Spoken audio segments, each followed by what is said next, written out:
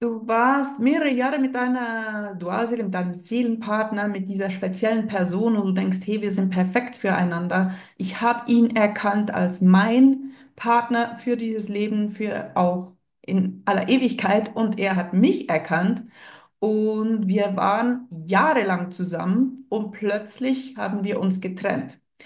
Falls diese Situation auf dich zutrifft, haben wir uns vielleicht gesprochen, weil es ist witzig, es kommen zeitenweise immer gehäuft gewisse Leute mit gewissen Situationen auf mich zu, ne, auch als Coach, die sich Hilfe wünschen und Unterstützung wünschen in ihrer Situation und wo ich dann täglich Gespräche führe mit verschiedenen Leuten, die sich nicht kennen und wo ich denke, was ist denn jetzt los? Die erzählen mir alle genau die gleiche Geschichte.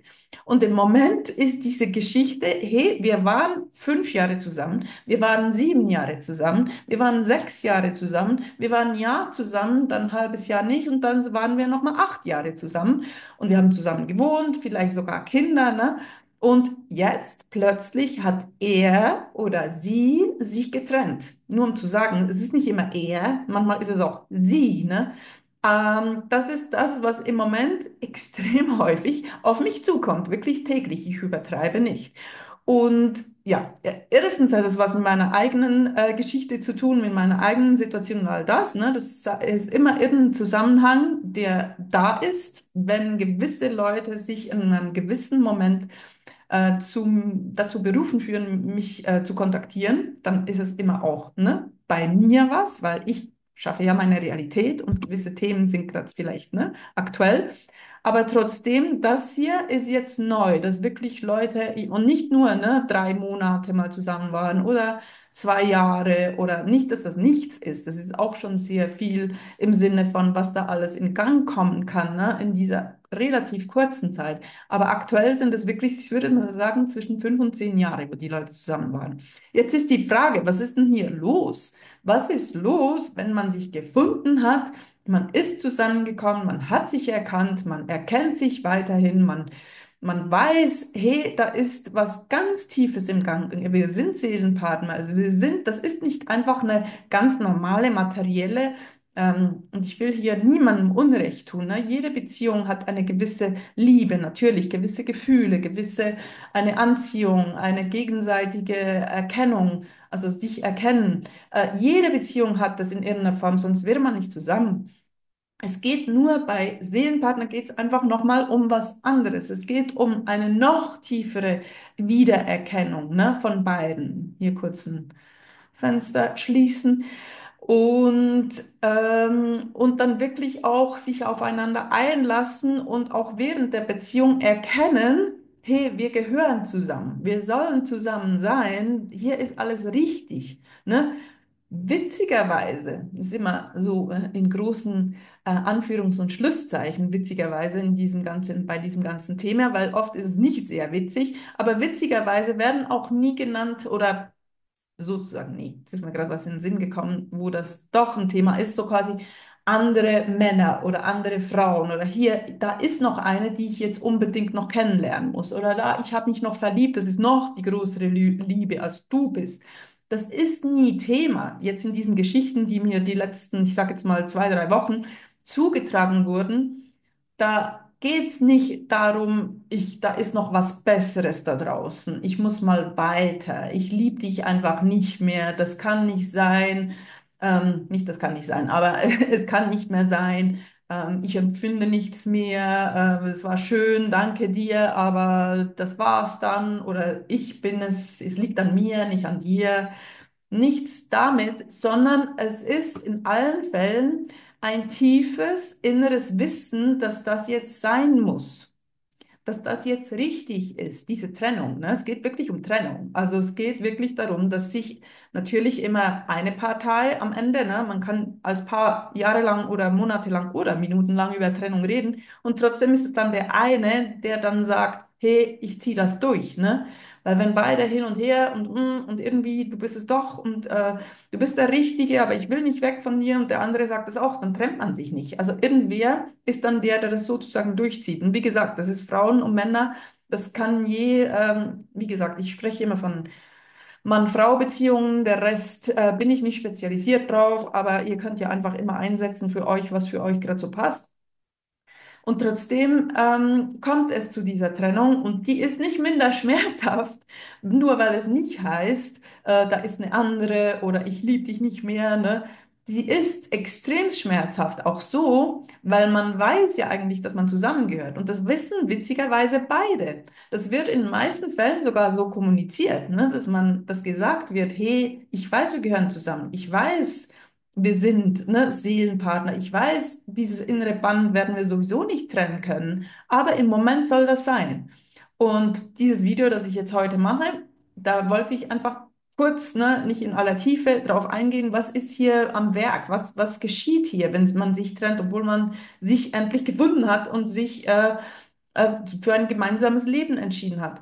Und was ich beobachte, ist, dass es innerhalb der Beziehung zu dem kommt, was schon innerhalb der Nichtbeziehung stattfinden kann, nämlich all die, die das Video schauen jetzt hier und die so gerne mit dieser anderen Person zusammen wären, weil sie denken, das ist mein Ein und alles. Diese Person, ne? Nie kann ich ohne sie, nie will ich ohne sie, nie wird es einen anderen geben, nie, nie, nie. Okay, das kann alles stimmen und trotzdem ist da eine gewisse Abhängigkeit. Es ist der Fokus, der sich shiftet auf diese andere Person. Man ist nicht bei sich. Und wenn das in der Beziehung auch geschieht, wenn man was will ich sagen? Keine Ahnung. Ich mache ein Video, ich habe keine Ahnung, was ich sagen will. Ähm, Ich habe einen Faden verloren. Ist egal. Ich nehme ihn wieder auf, ne? Ist wie beim Stricken. Wenn der runterfällt, dann muss man den wieder hochholen. Da kennt sich meine Mama aus. Äh, Diese Dynamik des den anderen idealisieren, dass der andere die eigene Welt wird, der eigene Gott wird, ne? Ich habe auch ein Video dazu gemacht. Wenn das geschieht, dann muss sozusagen unweigerlich etwas geschehen, was der andere aus seiner Aufgabe heraus des äh, kann ich sagen, Dualseele Seienden oder Seelenpartner Seienden machen muss, weil es seine Aufgabe ist oder ihre Aufgabe ist, dass du, der das Video schaut und mit dem, von dem man sich getrennt hat, checkt, dass du zu dir finden sollst und in deine Kraft und zu deiner Berufung und zu deiner Liebe zu dir selber und zu all den Dingen, die dir gefallen im Leben. Dass du in deine Kraft kommst, dass du dich in dich verliebst. Ich sage es immer wieder, das klingt so nett, ich verliebe mich in mich selber, na toll. Aber meistens geht das mit monatelanger, jahrelanger innerer Arbeit einher, weil man nämlich sich nicht so liebt, wie man denkt, sich zu lieben, weil man ganz viel unbewusst an sich ablehnt und ganz viel nach außen projiziert an Qualitäten, an wow, die ist toll, der ist toll, die kann das, der kann das, aber ich nicht, ne? Bis man das an sich selber entdeckt. Jetzt, wie gesagt, in solch einer Beziehung, wo es jahrelang sozusagen gut ging, geht es trotzdem von meiner Perspektive her gesehen, geht es, wie gesagt, im Rahmen der Beziehung auch in dieses Ungleichgewicht rein. Nicht, dass der eine mehr liebt und der andere weniger. Ne? Seelenpartner lieben sich identisch.